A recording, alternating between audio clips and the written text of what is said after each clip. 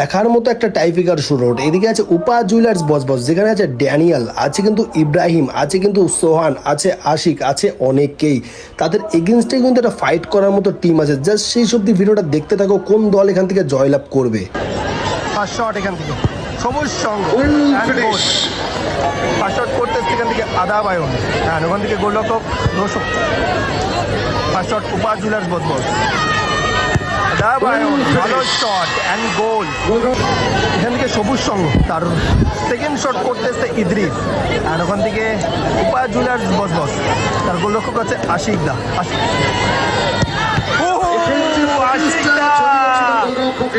ছিল কিন্তু আশিকদার কাছে উপা জুয়েলার্স বস তার সেকেন্ড শট করতে এসছে নরেন ভার্সেস রশি। ভালো গোল এখান থেকে সবুজ সঙ্গ তার শেষ শট মানে তৃতীয় শট করতে এসছে সুব্রত, আর ওখান থেকে গোলরক্ষক আছে আশিক।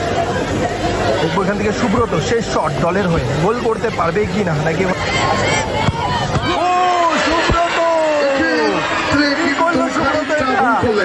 আর last and final shot winning shot করতেছে ইব্রাহিম।